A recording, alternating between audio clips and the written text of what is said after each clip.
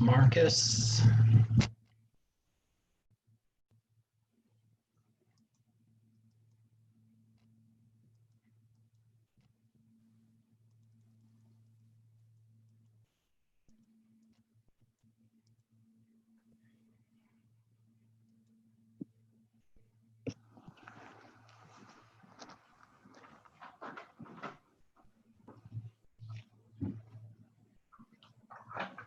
We're going to start about 5 minutes after, so a couple more minutes. You know, Jason, we could do an experiment and see how long they would sit there if we didn't say anything. We could check their patience level or their willingness to wait level. Well, I'm going to say we've already got more people in this thing than we've ever had at one in person, so this is working out quite well.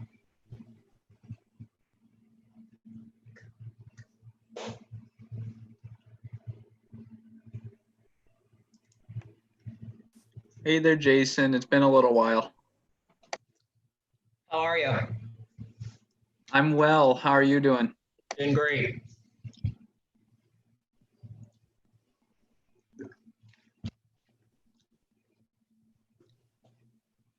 Ah, there's Sarah too. Hey, Jim. Yes, sir. Can you hear me? I can. Ah, okay. Hey, I just wanted to take a minute to thank you for all that you've done for me and allowing me to be part of this. Unfortunately, I am on my lunch break, so I got to get back to work. What are we having for lunch today? Oh, we're not having anything. I'm just running back here to the room, jump Bless on your here heart. with you all, and then I'll head back to the hospital here shortly. Well, there's probably some people who need you, so we're glad you're doing what you're supposed to be doing. I appreciate the plaque. Thank you very much. You're welcome. And if you need me to go anywhere or do anything and promote HOSA to continue doing what I'm doing, let me know. Bobby was put that in just to make sure that we promise not to forget you. All right. We will find all sorts of things that you can do for us. All you got to do is extend that hand and let me know where I need to be, point me in a direction, and I'll be there. We have no doubt about that. Well, I'll actually be following him as well and having to get back to work. Dallas is unfortunately a little busy in terms of COVID right now. that is the truth. Yes, we can't even go to New York anymore, Jessica, so get everybody well. That's the hope. It was great seeing everyone. Bye, Jessica. Hey, Jessica, bye.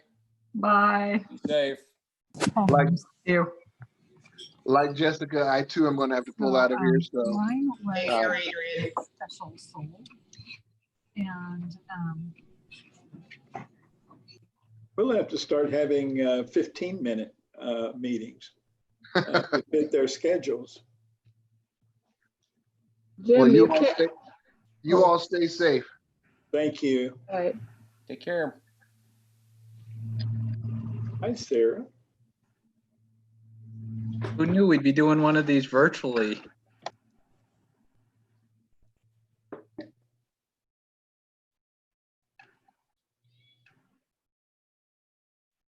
I was going to say, Jim, you can come to Connecticut, New York, and New Jersey, but you have to be quarantined for 14 days or have a test to show you don't have COVID. If the theater was open, that wouldn't be such a bad idea. I could do 14 days at the theater. Yeah, well, Just don't think they would be there when I got there. yeah, they haven't opened up Broadway yet. So it's been tough in the Northeast. We had some tough months there. We're trying to catch up with you. Yeah.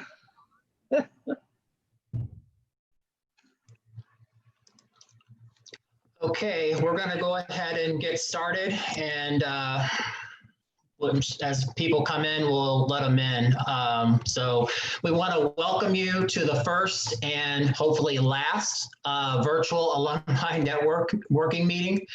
For those that don't know me, I'm Jason Huff. I currently serve as the chair of the hosting board of directors. It's been my pleasure to serve as originally as alumni director at large position a few years ago.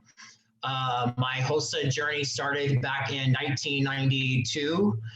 Having been elected to the hosting board of directors first in the 90s when I was a student member from the state of Indiana,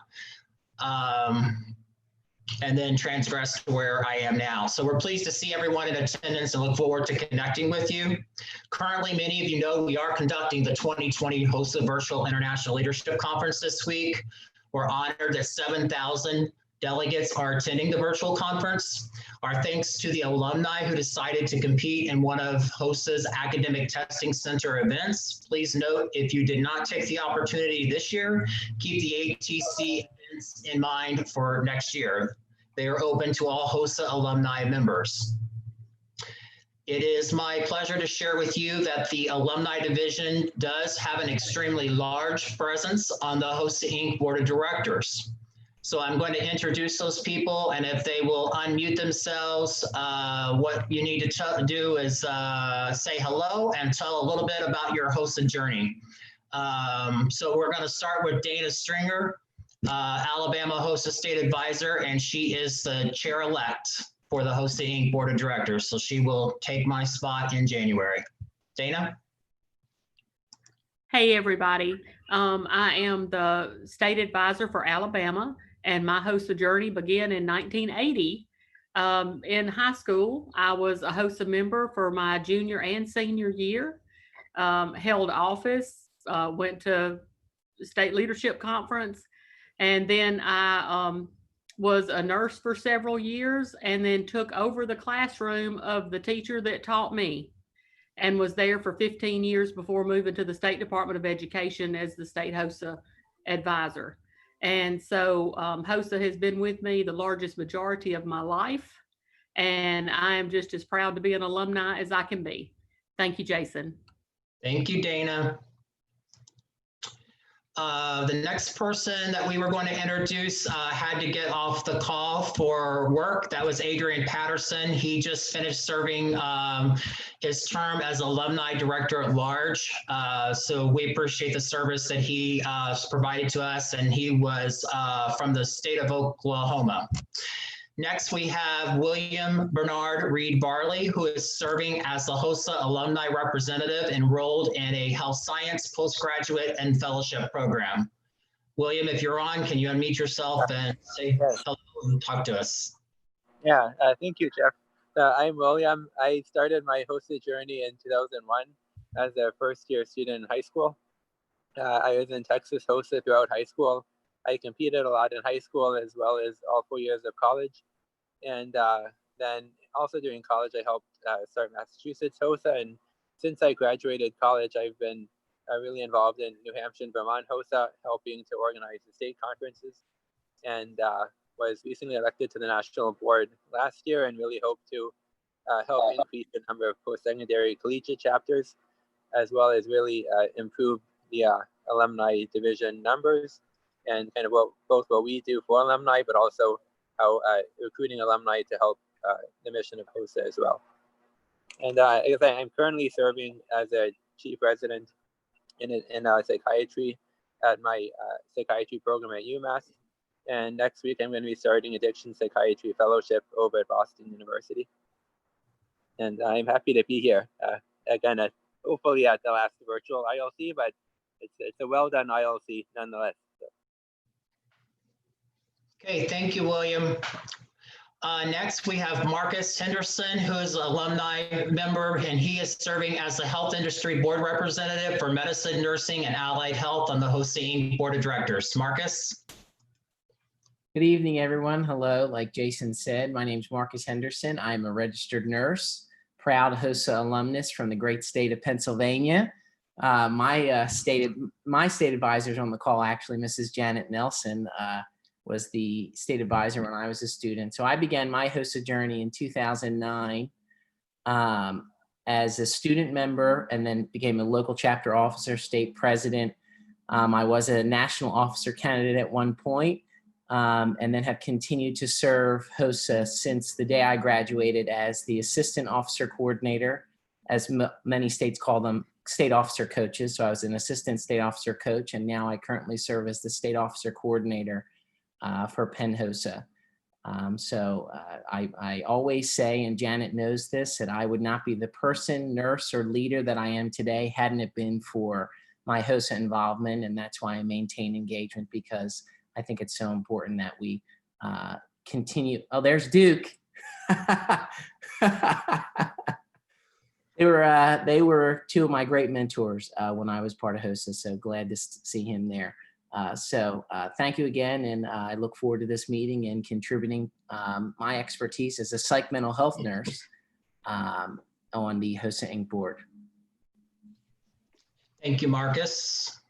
I was on a task force meeting a week ago or so ago with Marcus, and that was the first time I had met him on whatever we call this virtual platform, Zoom. And I'm amazed with his enthusiasm and passion for HOSA. So glad to have him with us on the board of directors, and look forward to working with him. My good friend who did some taping with me a few years back for the 40th anniversary, Sarah Sexton Walters, serving as a health industry board representative. Hi, good evening, everyone. Like Jason mentioned, my name is Sarah Walters. I am serving on the board of directors currently. I am a nurse practitioner here in Nashville, Tennessee. I work as a surgical nurse practitioner for pediatric otolaryngology. I started my HOSA journey back in 2001 school year as a freshman in high school. Served as a national officer after serving as a state officer for Tennessee. After serving my term as a National Region 2 Vice President in 2004, I've been back to help work as a part of conference staff to help out for ILCs in years past.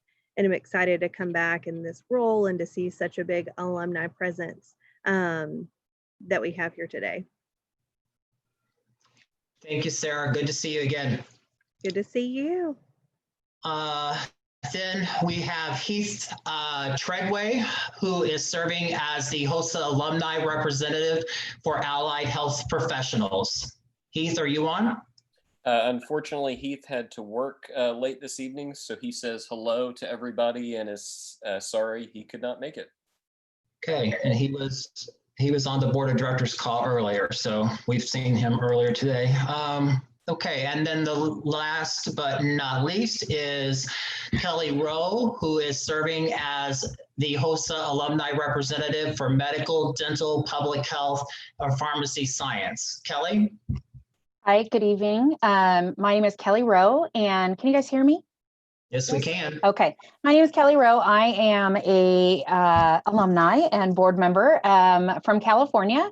Started my journey back in the late 90s and was a local officer, chapter officer, all of that. Was executive council member in 2000, and as soon as my term ended, I joined the California HOSA tabulations team and was on the back end, which was really fun as an alumni to see the kind of behind the iron curtain of HOSA and see the competitive events side of it, and just kind of dove in there and did all that, and did tabulations for several years here in California. Helped start Nevada HOSA and their tabulations team up and running. And now I currently serve as the California HOSA State Officer Coach.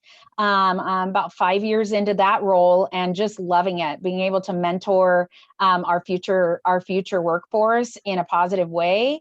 I can't imagine, I too, like Marcus, would not be the professional I am today. I'm a nurse by trade, and I'm a hospital administrator for Kaiser Permanente here in Southern California, and would not be where I am today. Got my Kaiser job because of HOSA. Met a Kaiser recruiter at a HOSA conference, and she handed me her card and said, I want to hire you. And I would have never had that opportunity had it not been for HOSA. So, so glad to see the alumni here. Please know you guys are family, and stay, please. I'm telling you, it has been 20 years of my life that I've dedicated to this organization, and every single minute of it has been worth it. And I think I get more out of it than the students that I help to mentor and serve. I really do, really, honestly.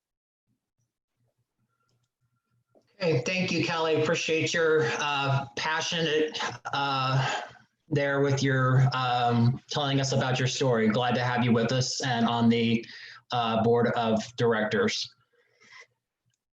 So for membership updates, we are very pleased to share with you the Alumni Division received special attention at the last board meeting in January. There were 3 main motions that we believe will help expand this division, and I just want to cover those.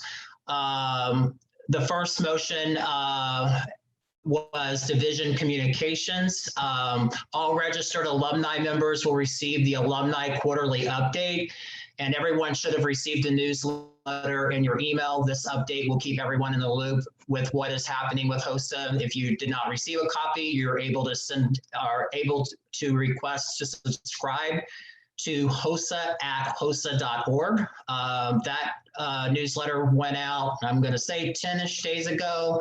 That's been, it was superbly, if that's even a word, done by Sarah Fleischman, one of our former national HOSA presidents. And I just think it was excellent.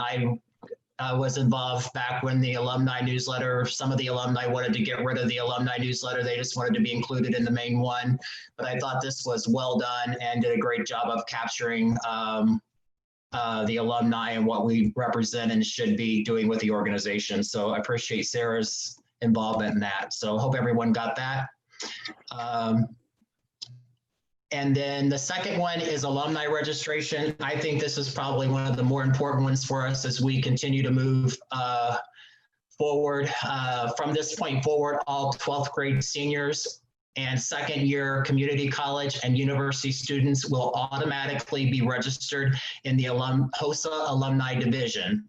New alumni will have to submit their alumni member registrations to be eligible for alumni benefits, the quarterly update, and recognition opportunities. So this is going to help us not lose touch, hopefully, with our alumni.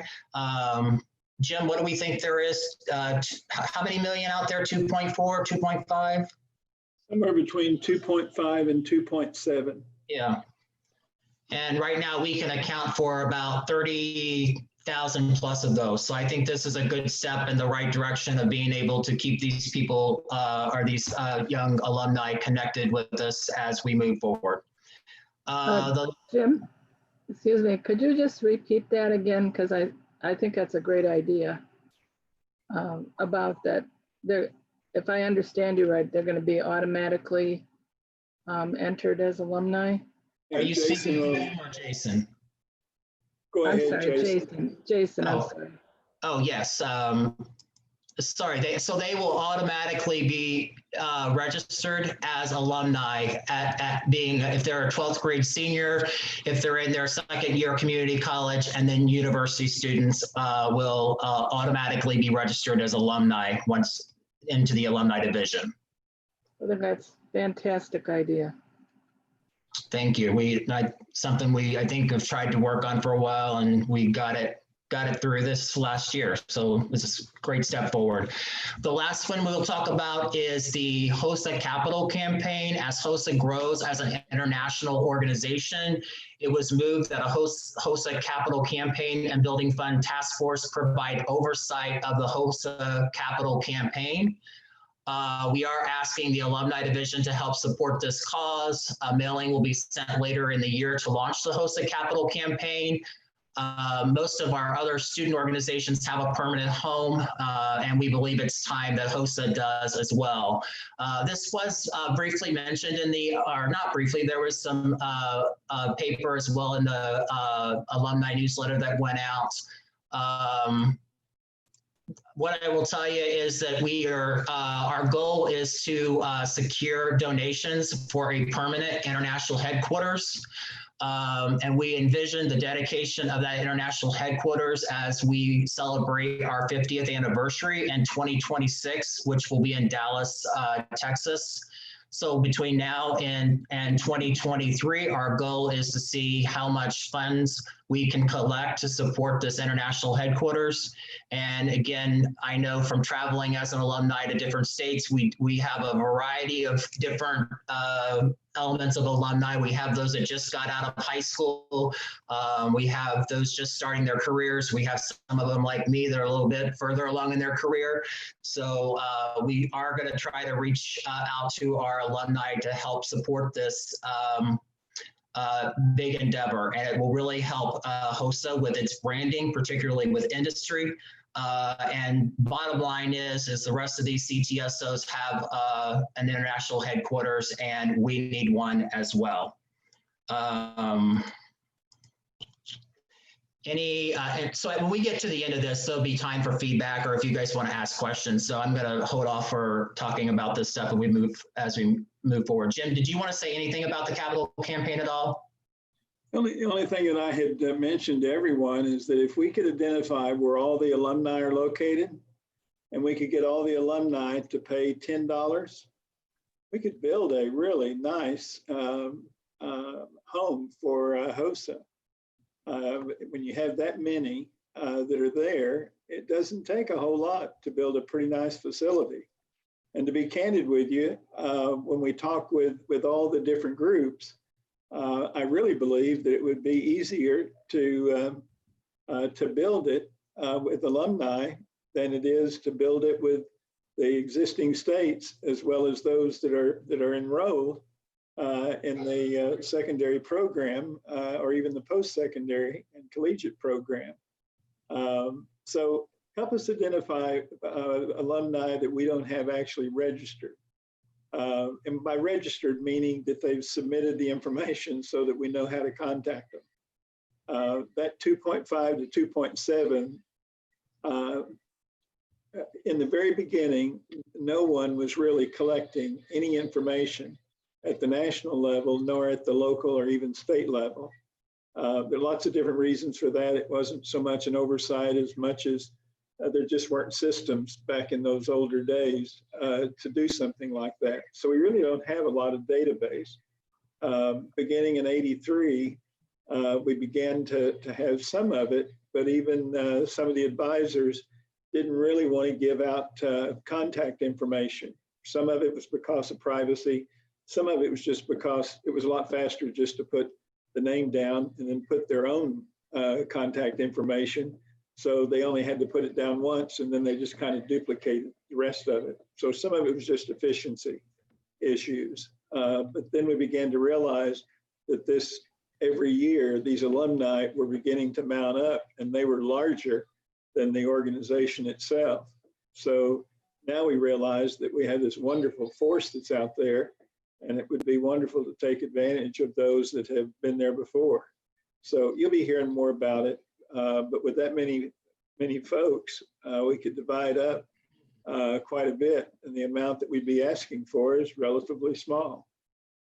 Right, and we plan to offer incentives and that type of thing for those involved. And I think just going back and listening to our people who are serving on the board talking about how HOSA got them to where they are. I mean, I would echo those sentiments. I would certainly not be running a transplant hospital had I not started in HOSA. I think it's a great opportunity for us to give back to an organization that has certainly given us so much and really blessed us with a lot. So we'll be hearing more about that. So it is now my pleasure to introduce you to our keynote speaker for the alumni networking reception, Landon Stoker. Landon served as the HOSA Region 1 Vice President on the HOSA Inc. Board of Directors from 2006 to 2007. Since his time as an officer, he has worked to transform lives and organizations by serving a 2-year religious mission of the Church of Jesus Christ of Latter-day Saints, spent 3 years in the classroom helping high school students become their best selves, earned his MBA minoring in strategy and focusing on what makes companies thrive, and is currently helping business leaders thrive as an HR professional. Landon, thank you for being with us to share Speaking on the Hunch. Awesome. Thank you so much, Jason. Appreciate it. Can you hear me, Jason? Am I good? You're good. Fantastic. It's a lot of fun being here, and it's actually super humbled, taking people, listening to everyone's stories along the way. Very humbling to be able to do with you, everyone here. And it's actually pretty cool. I mean, in normal situations, alumni, what would be happening is I'd be on stage and I wouldn't have the opportunity to really be with you. And so it's fun being this technology because I can be with you in your room, outside. I think some are on the beach.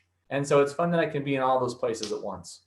Excited to speak on the topic, speak on the hunch. The goal behind it, or my goal rather, is to help everyone realize that the ability to impromptu speak, extemporaneous speak, speaking on the fly, whatever you want to call it, that a lot of us have it innate in the side. And it's just the ability to find that and help it come to the surface. And so that's my goal today, is to help everyone realize that they can do it and they can do it well, and how to find that ability to do it even better. So to start off with, I recently read a story online at ScienceDaily.com about a Formula One race car driver. This Formula One driver, while in a race, came up to a hairpin turn, and on one of his laps, and without even knowing why, he braked sharply, which seemed to be out of the norm for him. After braking and going around the hairpin turn, he found a multiple car pileup, realizing, hey, thanks, I'm glad I threw the brakes on. The decision, though, to brake was made in a split second and was impressed upon him by a strong and deep manner. So what was it that urged this driver to stop? It was chalked up to his intuition, his hunch, or his gut feeling, or whatever you want to call it, that caused him to stop. But this is where it gets kind of interesting and fascinating. Later on, some researchers, and with the help of video footage, they helped this driver relive the event. And while watching the footage, the driver realized that the crowd, who would normally be fixated on him, was fixated on the area of the track right after that hairpin turn, the spot where that multiple car pileup was. This was the information his subconscious needed to tell him to stop. Because the driver acted on his hunch, he was able to avoid that multiple car pileup. Fascinating. Over the last decade, science has given us a better understanding of what a hunch, intuition, gut feeling actually is. This is a definition I found that I like. It says, the ability to implicitly learn and detect cognitive patterns and to subconsciously combine information in complex ways to make correct judgments based on fragmented cues. Our race car driver, over the many races he had raced in the past, implicitly learned what a crowd looks to and looks like when things on the course are happening. Each and every day, our subconscious is learning, and it's detecting patterns that continually shape who we are and what data is available for that subconscious to actually process. Whenever we have a hunch or act on intuition, our brains are drawing on those past experiences and external cues to help us make decisions. While this is all fascinating, a fair and a natural question actually you could be asking yourselves right now is, so what? So what, Landon? How does a race car driver and hunches help me develop my ability to speak on the fly? My response, Rome wasn't built in a day, but they were laying bricks every hour. Much like our intuition and hunches are built brick by brick, our ability to speak on the fly, or rather, our ability to speak on a hunch, is built brick by brick, experience by experience, waiting to be called upon in the moment that we need that information. However, before we dive into how we can best obtain and leverage each brick and experience, it's important to understand that each speech you give, whether it's extemporaneous, impromptu, prepared, public, whatever it is comprised of at least two elements: content and structure. The content is being the words, the objective, the meaning, all of that. The structure being how all of that is put together. Your brain, while preparing, if it's 5 seconds of preparation or 5 weeks of preparation, must develop both content and structure. And it's upon these two parts of a speech that the next steps and actions are built. Action number one that will help you take your ability to speak on the hunch to the next level. Treasure up content continually. The more content we treasure up, the more content our subconscious and our brains can draw on. Remember what a hunch is. It is your subconscious recalling information in the moment. Therefore, to build a good hunch, we need to take in good information that our subconscious can use. The same goes when speaking on the hunch. We develop those experiences moment by moment. So your action, figure out how you like to capture content and treasure it up. Some keep a small journal in their pocket to capture notes, while some have a topic notebook that they can jot thoughts down on, and others use apps on their phone. Regardless of how you do it, just do it and start doing it. This will better enable your brain to use information that you have gathered. And an added bonus is, if organized well, this content, you can quickly use your notes for content. Many times in my life, I have been asked to speak at a moment's notice, and all I do is I simply pull out my journal, grab some content, quickly choose a structure, and deliver my speech. Action number two, master 1 to 2 structures that work for you. The brain loves structure and organization. Your brain is always trying to make order out of disorder. Here's a quick example. All right, I'm going to flash some dots. Quickly count them as fast as you can. Okay. Some may have got there, some may not. Let's try it again. We're going to add a little bit of structure and a little bit of organization. Now try and count them. All right. I hope the structure and the organization helped.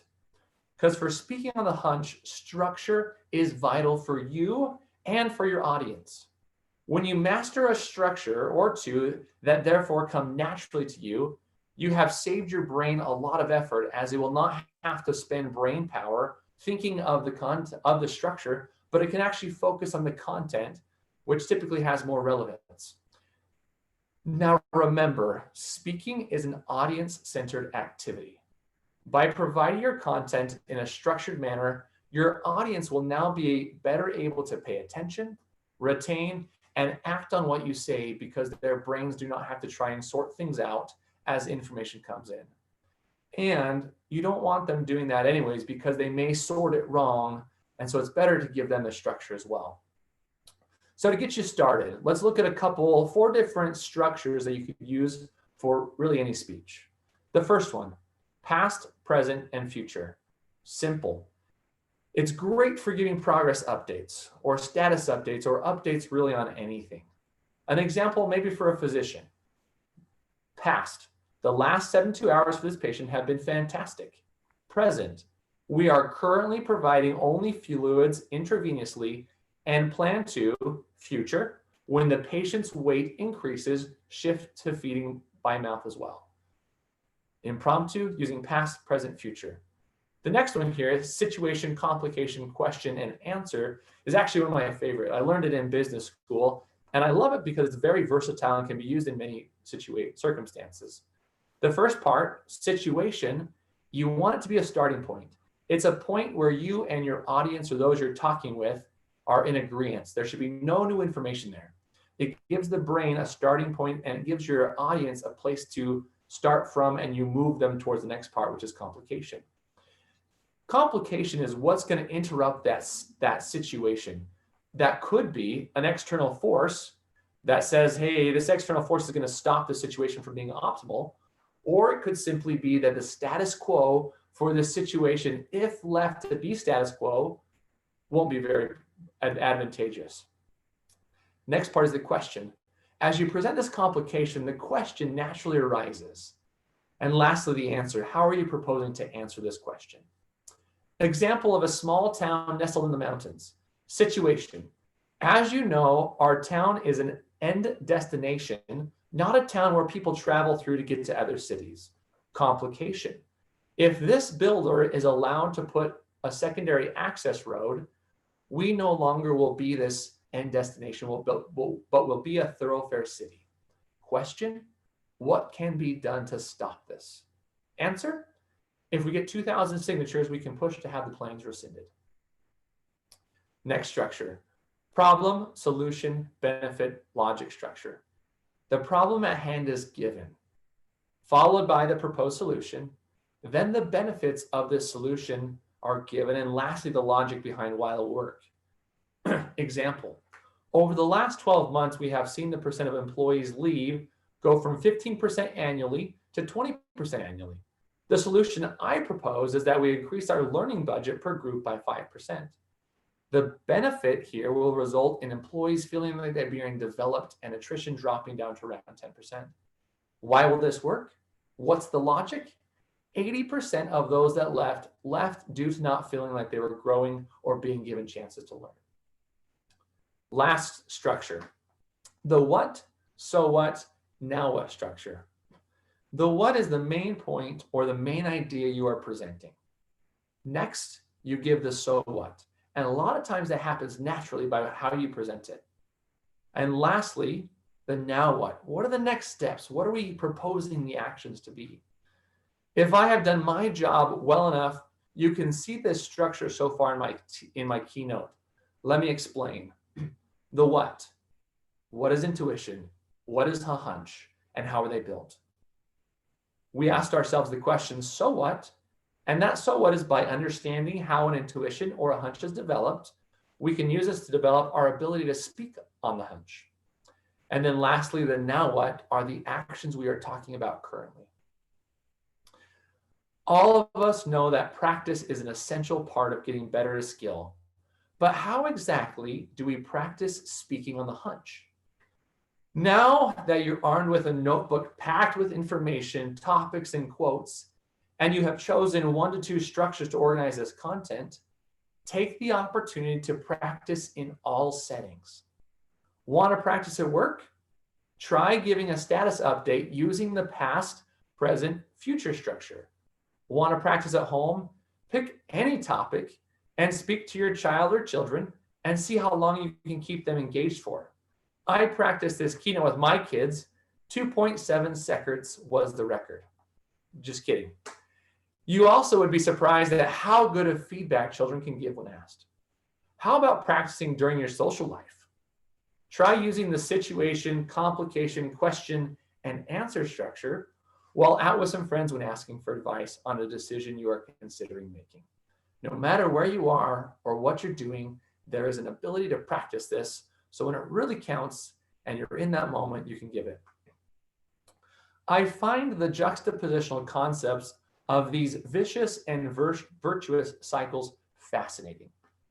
Both cycles have feedback loops in which each iteration of the cycle reinforces the previous one. Simply said, how you start is how you will continue, and how you continue is how you will finish. So start confident and let the feedback loop take you up that virtuous cycle. By building our speaking hunch, we will be able to be like the race car driver when in a moment's time, we will have what we need to speak on the hunch. Thank you. I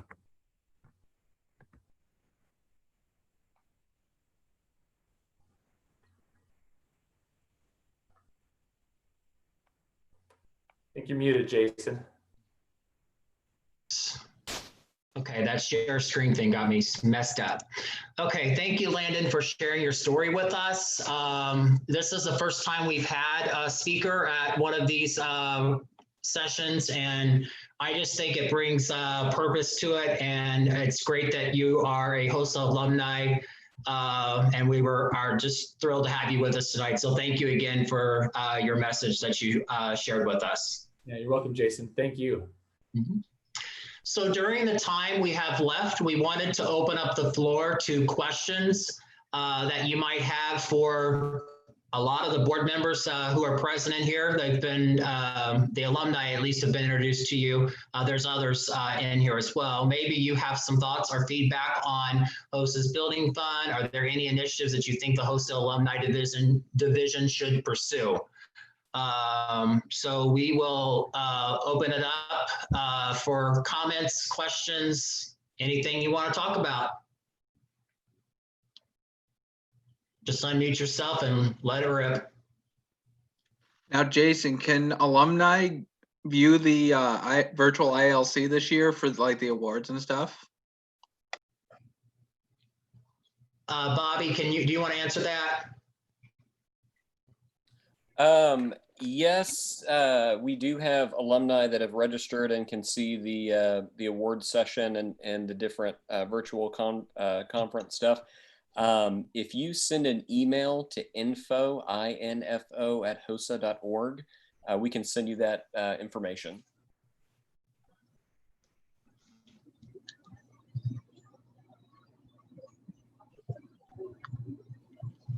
Okay, other feedback or questions? I was wondering the specific dates for organizations that are gonna be in the future, that are gonna be held in the future.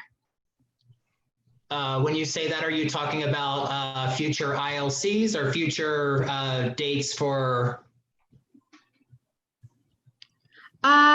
Both.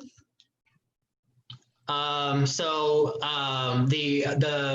2021 2021 ILC will be in Orlando, Florida. You guys are gonna have to help me with the day. Is it June 21st to the 23rd, or? It is the 23rd through the 26th. 23rd to the 26th in Orlando. I know that I've seen a couple of people say something about potentially having these Zoom meetings or virtual meetings, perhaps quarterly throughout the year, and then having our in-person meeting with, or having our in-person networking session at the ILC. I think those are great ideas. I sent someone back a message privately that I wanted to talk to them through email about it. So I think that's really something that we need to continue to do. And as I have told the state advisors and stuff throughout the week, I hope that we continue with this layout as we move forward, even when we're in person. Because our program, our time spent together has some programming to it. We have clearly we have speakers amongst our own alumni that are able to do things for us or provide information for us. So we'll be sending out more information about how we move forward with doing these more virtual type meetings throughout the year, because I do think it's a great idea. I don't know what others think, but I think it's a great idea. Yeah, it's definitely a great idea. I think it's a great idea as well. Thank you, Diana. Thank you. Jason, so I was thinking it might also be a good idea if we can add future ILCs. Can you hear me okay? I can. Kind of bad. Yeah. If we add future ILCs, if we can do some of these virtual workshops as well, because I think there are a lot of people who might like to give a workshop or can give a really good workshop, but aren't able to come in person. So, and having that additional virtual workshop platform in addition to the in-person in the future might also be a way to involve alumni to a lot greater degree. Having the alumni provide virtual presentations, is that what you're saying? Yeah, either at certain times during the year, but also at future ILC. Right. Even, okay. Yeah. I know that we would be happy to have alumni provide workshops at our ILCs. I don't think there would be any complaints from HOSA headquarters about that. Thank you for that feedback, William.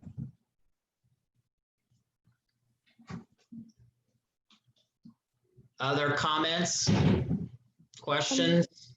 Let me. Sorry, ahead. You can go first. Okay.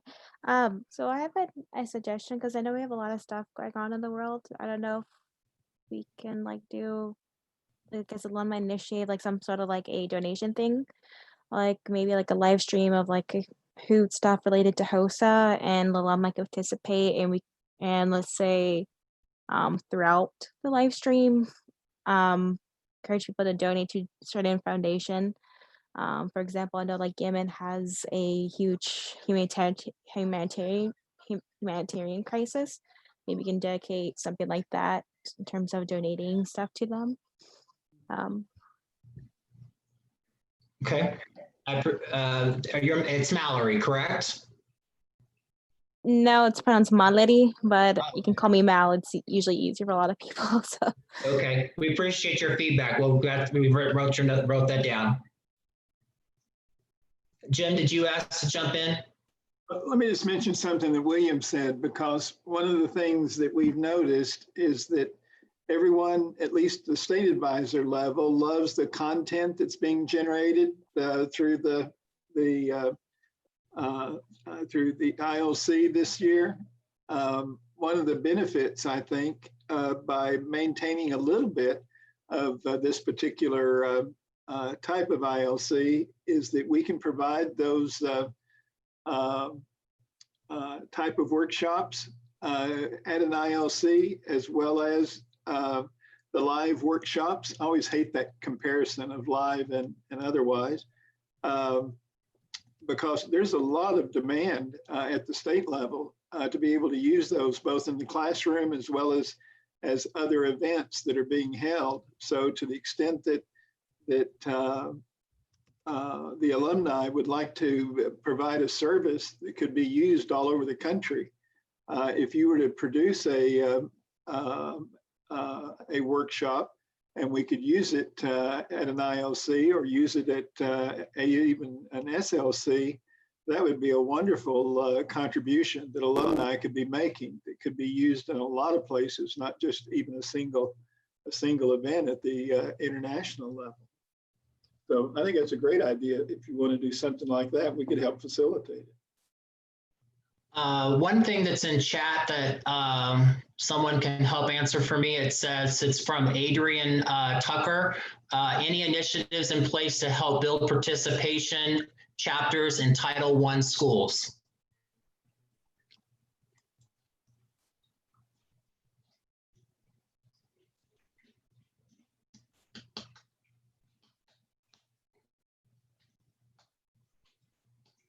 Are they talking about at the alumni level? Adrian, do you want to jump in, or do you want to speak, or you're welcome to type it if you want to. Sure. No, I was just asking if there were any. I've just realized and found that there is an alumni network of sorts for HOSA. So like I'm still new, but I just was interested if there was any initiatives already in play for alumni to help in their communities and help build the support system that is HOSA in some of our like Title I schools or schools that may need a little bit more support with their health sciences and future health professionals that are budding in those schools. Just not familiar with it, but since the floor was open, I just wanted to throw it out there and see what comes of it. If you were to contact the state advisors, you would find more people who would want to work with you on that, then there would probably be opportunity for you to do so. If you'd want to send us some information at hosa@hosa.org, and then be sure and tell us your location, because I'm not sure you want to travel to all 50 states. There'd be that much demand if someone were available and would like to work with other kinds of folks who are also being helpful in a given area. But there are a number of people who are being helpful in title programs. Thank you so much. Adrian, I'm a state advisor in Connecticut, and we have quite a few chapters in Title I areas, and we definitely could use help. So I don't know where you're located, but we certainly. I'm in North Carolina, but I can definitely find your contact and just chat and see, some ideas and stuff like that. Just and not just to only isolate Title I schools. That is a big part of my own personal history, and thanks to HOSA, I was able to have such a respect for the field and continue to go on in other aspects of life, but still be able to come back and be super supportive. And I just want those of my students that are interested in the health career field to be able to have the same experiences that I got while I was in middle and high school. Just in awe with everything. Being a part of the HOSA club at my school, and then going to regionals and states, and just having those experiences and the knowledge, and just feeling supported. It was really motivational. So just trying to help spread that, and hopefully that is some sort of priority as well in the state chapter or state organizations and stuff. But I'll definitely reach out. Be aware that the diversity rate we're very proud of in HOSA. It's now 54.4%, 54.5%. So we've been working hard at that because the health industry tells us they need a whole lot more than what they have. And so we've really been encouraging an increase in the diversity rate within HOSA. And we think it's been very successful so far. I appreciate that. Good. Thank you so much. Thanks, Adrian, for your comments and feedback. You're welcome. Thank you all. By the way, is Landon still here? Yep, I am, Jim. Landon, thank you for those 4 structures. Yeah, I didn't know what I was doing in terms of structures, but years ago, I had learned one other one, and this one you know too because you're in business, but it's one that I've always found very useful for me, but I didn't know why I was using it. But I'm so used to using SWOTs. Yeah. Strengths, weaknesses, opportunities, and threats. For sure. That's been one I use all the time because I deal with those kinds of issues. What are HOSA's strengths? What are the weaknesses? What are the opportunities? And what are the threats? But I didn't think of it as a structure. I just knew it spelled SWOT. And that always helped me when I was speaking to people to be able to talk on those 4 issues without having to even think about it. Yeah. But now I've got 4 new ones that I can now work out of. Well, good, Jim. And SWOT's fantastic. It gives you a nice framework. I love frameworks. So finding good frameworks is like finding a treasure. Well, and as you get older, those frameworks are extremely helpful to you. Agreed, Jim. Agreed. When you get to be 78, you'll understand that more. I'm surprised you realize that now, Jim. I think you're 50, aren't you? Oh, I'm sure. Only by my mental attitude. That's all that matters. I don't look quite like Dana Stringer does in her photograph right now, but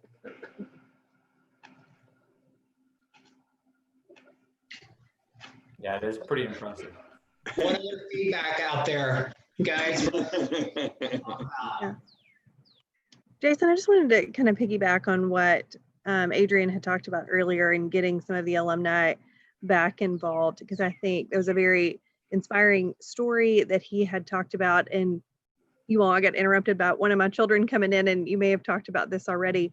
But when we're bringing alumni back in from a database standpoint, is there a way that we can have the alumni indicate ways in which they would like to be involved, whether their strength is speaking or they may be available to judge, that then maybe the state advisors can just look to the alumni database when we're planning SLCs or when we're planning ILCs to say, hey, here's the location of some alumni members that I can reach out and contact if I'm deficient in a certain area, whether that be speakers, judges, people to run CE events, and those sorts of things. If we could add that to a part of our alumni database. Absolutely. Yeah, I we think can do that, Sarah. Go ahead. I was just saying we can certainly add it to our database. The alumni system is getting an overhaul now, and we will make sure that our programmers have that feedback. Thank you, Sarah. And I just had a follow-up comment too to Sarah and Adrian. So I think having a database of alumni that you can call upon is helpful. I think also maybe having on the HOSA website like an interactive map. So have different states and have, you can click on a state, and inside that state you'll have a list of local chapters. And if a local chapter has a specific need, or if the state itself has the need, they can list that in that interactive website. So alumni that might not have their current contact information in the database can click on either the state or the local chapter and find out exactly what needs are current. And then you can also link this interactive map to different places, to wherever you advertise HOSA, and the alumni division just advertise that link as well. Okay, thank you. Bobby and Jim, I'd like to talk about doing a survey, putting a survey together of our current alumni to ask this information, because we've got 30,000 of them out there that we should get this information on that Sarah was talking about. So perhaps I can work with the alumni reps that are on the board now. We can work on putting a survey together that we can send out to our current alumni and get feedback from what we currently have. My good friend Lo Durango wants to share some perspectives. He just sent me a message privately. Come on in, Lo. Oh, hey everybody. Hi, Jim. Hey everyone. Thank you all so much. Sarah, oh my gosh, Landon, look at this. All these former national officers. Hey everybody. Lo Durango here, alumni, and it's so great to see everybody on. I just wanted to share a little bit about my own experience with being alumni and how to be able to give back. For those of you who are in any kind of jobs where you do have any corporate social responsibility in your organizations, it seems more now than ever that a lot of organizations are doing donation matches, or that if you do any kind of volunteer efforts, that the organizations will be able to match it. Several years ago, I was working with Walt Disney World, and a really great thing that they had was if you volunteered a certain number of hours, the company would donate money to any choice 501c3. And so while I was there, every single year, it was just put HOSA down for 501c3. This is where it can be able to go to. Take a look and see within your own organizations, whether it's in their philanthropy department or corporate social responsibility, public affairs, any of those, to be able to see how can you get your own companies to donate back into HOSA, because there's a lot of really great ways. A lot of companies will also put in, you can get time off in order to go and volunteer. Right. So take a look and see what the benefits are in your organizations in terms of volunteerism. One, to make your company look really great. Number two, you could be able to leverage HOSA as the beneficiary for these sorts of things. You know, I think I am trying to get where I work now to do the same thing where, but at Disney, that was really one thing. I was so happy, you know, even I think it was like $300 or $500 a year I was able to get Disney to donate to HOSA, but it was just because I was doing volunteer hours, right? And so it was a really great way. So that's one really key one. I think too, one of the hardest things about being an alumni is you don't have, you want to give, you want to do, but you don't know where to start, right? And I think that's what I'm hearing a lot of. It really does start at the chapter level, right? We want to go big. We want to do something big for the entire state or the entire nation. We want to do that. The biggest impact that you can make is truly at the local level, getting back in touch with your local advisor. That is going to be one of the biggest things in the world, because those local chapters are looking for mentors. They're looking for people who can help with career development, anything like that. So don't forget the impact that you can make at the local level, and then start looking at things like at the state level or whatnot. But the local level is probably one of the most important that you can be able to go back and do. And then what will start to happen is when you make the offer and your local advisor takes the offer, oh, they will continue to take the offer, because you're now going to be an asset to the chapter. That's one thing that I found with other CTSOs is that because the alumni stay so connected to the local chapter advisor, it helps them stay relevant. As an alumni, that's going to be one of the hardest things, is trying to stay relevant, because at a certain point, a lot of the people you were in HOSA with are no longer going to be there. And you have to be able to make yourself relevant, right? If you want to stay involved in the organization. And when you are relevant, then you feel engaged. And then hopefully it could lead to more and more and more with the organization. But it is about finding that relevancy and being able to ask yourself, what can I offer? Because if you just show up at the doorstep and said, I'm an alumni, what can I do? Yeah, you got to give more, right? What can you do? What do you want to do? Take a little bit more ownership of the type of engagement you want to provide. So, yeah, I've been an alumni for a really long time now. I remember when Jason was the national officer. He was the first national officer team that I ever met. And so, you know, it's one of those things where you have to stay relevant. You have to make yourself relevant if you truly want to help the organization. Again, the biggest differences you can make are done in small chunks.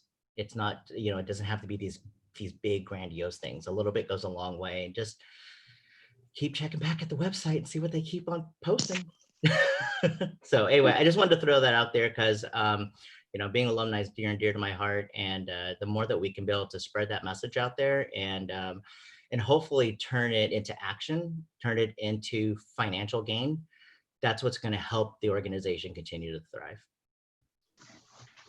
I just want to piggyback off what Lowell just said about, you know, being an alumni for 20 years now. You on the state level, you really watch, if you're involved. I've watched the advisors that ran California HOSA, and just the people that ran California HOSA 20 years ago are still those same people, but they're 20 years older than they used to be. And you'll hear these advisors joke about, well, I want to retire. What's going to happen? There's no young people coming behind me to take over my job. And you know, I feel like a lot of that, like, where's our alumni? Like someone's got to take over their legacy, right? So just know that you know, the people that are running our state divisions and that are in the trenches, that are, you know, these people eventually move on with life, and there's so many opportunities for people who love the organization, who truly believe in the mission of HOSA and what we offer,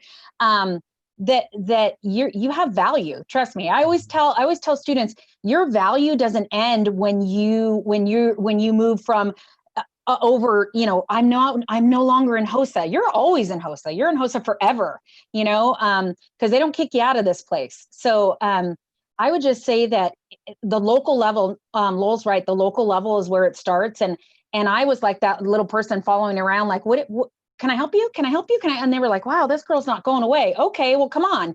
And once they see your dedication, man, you're in. That's it. They're going to find a home for you and a place for you to work. And then, like Lowell said, then you're going to be like the worker bee. You're going to be like, what did I sign up for? And that's how you get connected. I think you just have to put yourself out there. That's the big thing. Well, and advisors and state advisors, I see a lot of great advisors. Hi, Janet, Denise. Yeah, I see a lot of great folks out here.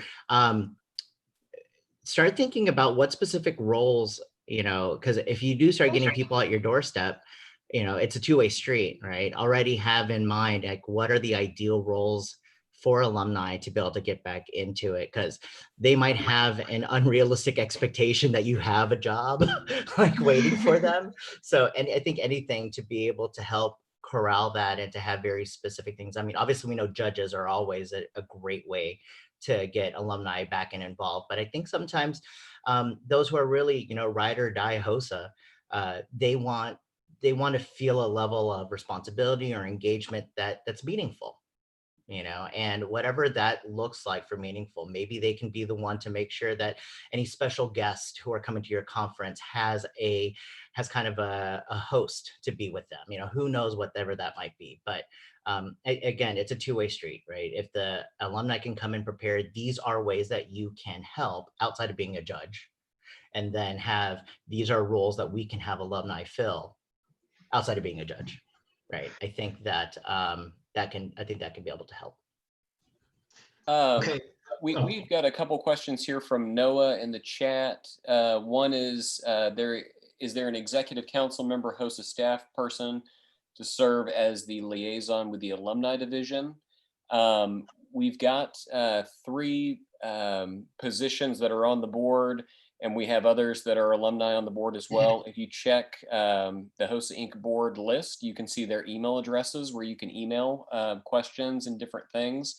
Noah also asks or talks about some struggles with the post-secondary division and starting a chapter. Actually, one of our alumni members that's on the board, William Bernard Reed Varley, put together several different publications and resources for our post-secondary chapters. So we do have a post-secondary section under the resources tab where you can find out suggestions and templates and things to ask faculty members to help you with a chapter and various other things. So thank you, Noah, for those questions. I would like to speak to Noah's second question. My name's Chelsea Smythe. I previously served as state post-secondary vice president for Hawaii HOSA. I also served as chapter president for UH Manoa and assisted with founding that chapter. And so speaking more towards the suggestions of overcoming some of those barriers, when you're speaking to faculty, especially if you need to find that advisor, something that I'd really lean on is you're not competing with any other organizations. The way we proposed it was we already had a pre-medical association. We had a pre-vet association. We wanted to be a part of that collaboration. And the way we pitched it was all of these organizations are focused on volunteer service. And that's what you see in a lot of pre-med, pre-health organizations. Something that HOSA adds to that on top of the volunteer service is the opportunity for students to really advocate and practice those skills in vivo with judges. And really, it's a great place for these students to practice, make mistakes, and learn from them. It's also a huge confidence builder. I remember my first, back then it was NLC. I feel like it wasn't that long ago, but I remember my first NLC, getting up on stage.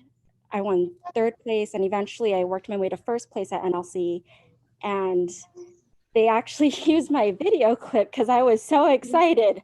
But it's that feeling and that rush of I can do it. Honestly, HOSA was the first time I believed in myself. I was like, oh my God, I can do it. And now I'm happy to say I'm graduating with a doctorate degree this August. I got my dream fellowship at Advent Health Orlando with the Walt Disney Pavilion. And it's because of that moment. It's like these moments of HOSA.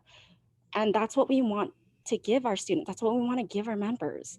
And that's how you pitch it, because ultimately this organization is more than education and networking. It's hope. And when we give hope to our students, when we give hope to the next generation, we're going to help healthcare rise to the next level. So that's my 2 cents. You can, reframe that however you want, but I feel coming from that perspective really makes a difference when you're talking to these faculty members. Thank you, Chelsea, for that feedback and your passion. Luke has raised his hand. Go ahead, Luke. All right, let me get this reset here. All right, so most of you know me from Florida and everything. I recognize a few people. James, and this could be for Jim too, or any of the board members. What has anyone considered doing a Barbara James alumni volunteer? Because we have it at the PSC, but we don't have it at the alumni division, which when we go out and do our volunteer hours, there's no place to record it or have some form of recognition like at ILC and stuff like that. Now, the other thing is could we have the regular board of members that we have.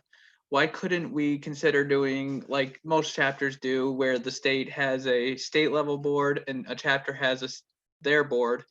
Why couldn't we consider doing something like that? So that way we have another form of communication where we're not bombarding the big guys with questions, and we have somebody at that local level that knows what's going on, instead of people at the national level that have to figure out for 2.4, I think it was like 2.7 million people. Mm-hmm. And with that, it would just be like the trickle down effect basically. And most of the state advisors, I'm sure, know this. With the trickle down effect, we wouldn't be exhausting our members, and we would see a lot more more length and time of people participating.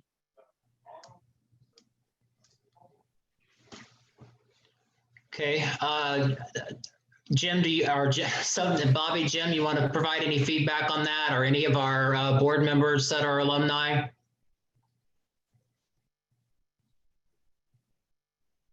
I think certainly we can capture a larger group of people, then there is a natural break off for some of those smaller local type groups where, you know, we could even create like a secondary chat space or meeting rooms, you know, for certain subsections, either broken down by state or down by local level. I think that's going to take all of those alumni coming in. I think when we quote those 2.4, 2.5 million numbers, those are the potential members that we could get in. And we're still in a process of recruiting and finding those individuals. But I think certainly, you know, we'll start connecting as we find those individuals and this alumni group goes to help stay better connected in a local way. And Luke, I wrote your suggestions and stuff down as well.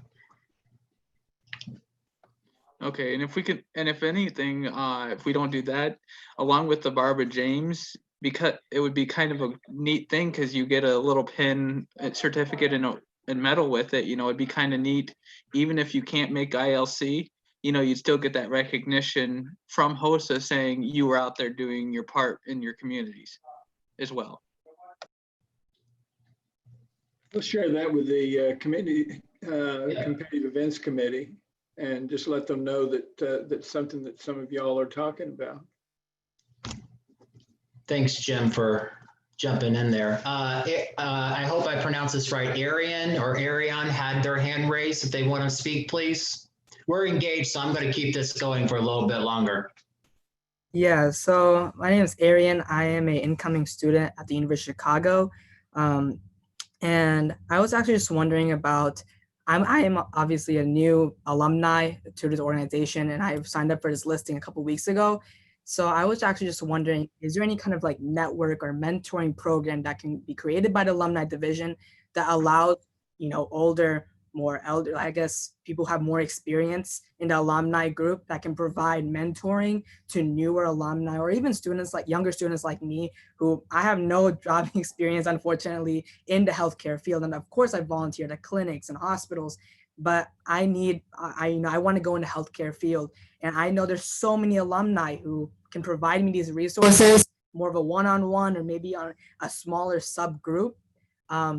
That could probably like just divide up this alumni group, because right now we're probably a mix of young students and of course the executive board members. So I was wondering if you guys had any plans for that and if we can maybe implement that. One of the things that we talked about at the board meeting in January when we all gathered together was doing some research on some online communities where we could have a space for forums and chat and other resources where HOSA members and other people, other students that were interested could find, you know, topics like how to get into medical school, or, you know, what is it like to take a certain test, and various other things, how to interview for a job. So that's one thing that we started talking about in January, and that we've been doing some research. There's all sorts of technology solutions out there that range in all sorts of different prices, and there's things that we could develop ourselves. We do a lot of our own technology. So that is something that we want to pursue. So hopefully we'll have some more information to share. You know, this kind of goes back to that beautifully designed alumni newsletter that they were talking about at the beginning of the meeting. If you are not signed up for that newsletter, make sure that you're sending an email to info@hosa.org. And whenever we start these new initiatives or when we have new technology, it will be included in that newsletter so that you can hop on and take advantage of it. Right, great. Ariane, I think you brought up good information or good suggestions there. And I'm one of those elderly people that you referenced on here that's an alumni person. So there's my email addresses, and you're welcome to send me an email and I'd be happy to talk with you. I think I'm considered elderly amongst the alumni. My apologies. I didn't mean to. It's all good. Okay, yeah, thank you so much. All right. Any other feedback? We're about 8:17 Central Time, which is, anybody have anything else to say? If not, I'm gonna wrap it up. This is Good luck to everyone in school right now. Hey, Jason, this is Mark. Yes. Here. So I've been listening to everything.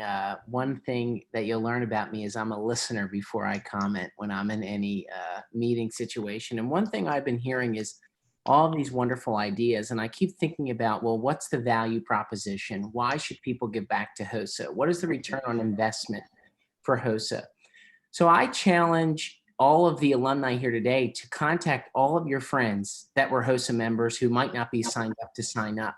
Because part of the information that helps us is when we find out where our alumni are. So are they nurses? Are they physicians? Are they radiology technicians? Are they LPNs? Whatever healthcare profession they're in, we can then go to that partner organization and say, HOSA has produced X number of nurses, X number of physicians, X number of radiology techs, and then they'll partner with us. So we're strengthening that pipeline. And that's what we really need to do. Develop that database, find out where our alumni are, so then we can say, this is your return on investment by partnering with HOSA, because we have a track record of producing high quality healthcare professionals that are leading, and they've been doing it since they were high school students. So I would challenge everyone here today, at least to get 10 of your fellow HOSA members from when you were a student to sign up, because I think that is crucial. And Jim and I talked about this at the last board meeting. Is I'm on the board of the American Nurses Association, and I'm also on a committee that's looking at the future of nursing. And I said, Jim, I need numbers on how many HOSA alumni are nurses, how many HOSA members are pipelining into the nursing profession. And he said, well, we not enough people sign up, so we can't get that data. And that's the data these organizations want. They want to know exactly what you're contributing. So that is how we can continue to grow HOSA, by figuring out where we are and what our reach is. Thank you, Marcus. Amen, amen, amen. Excellent suggestions. Okay, anyone else? Last call. We need to get this group together ever so often, Jason. These are some of the best ideas I've heard. I know this, and it also was the largest attended one of these we've had. So this has been great. So we just want to thank you again for joining us for our first virtual alumni networking meeting. I think we want to look at maybe doing some of these in the future, as was discussed earlier. So we'll be in touch about that. We do hope that everyone stays safe and that you have a wonderful summer. Again, be safe, be happy, and stay healthy, and have a great night. Thank you guys so much for participating. Thank you, everyone. Later, Jason. Take care.